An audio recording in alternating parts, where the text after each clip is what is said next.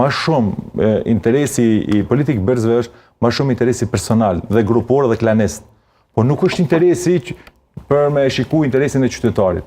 Si ka mundësi, me qëfar qëmimi shumë të volet që më ushit distribucioni për më nashpërndarë energji elektrike. Qësh ka mundësi? Qësh ka mundësi me në rrit faturat, ose më ushit 200-300% faturën me ta faturu ty si qytetar, ndërsa anën tjetër e merr landën e parë me çmim të njëjtë që ka marrë për vite më parë.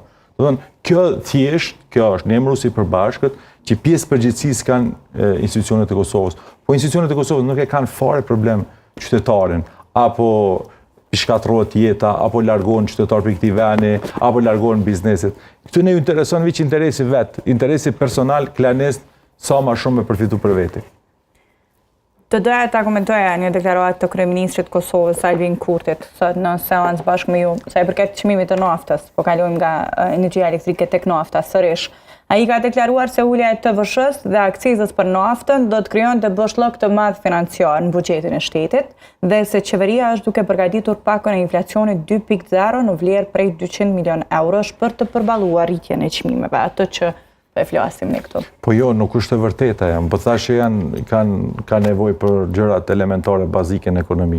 Sepse kur ti importon çmimin e naftës me një era 30 cent, projekcionet buxhetore ty të rrinë çashtu çu ke pas planifikuar.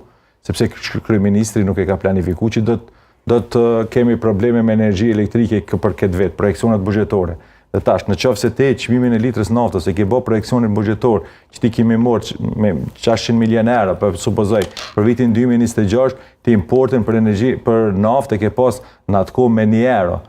Ndërsa tash për shembull, edhe nëse hek akcizën, ti përsëri ato vjet financiare kemi pas. Do të thonë nuk ka logjik, mirë, po kryeministri ka një strategji tjetër, sepse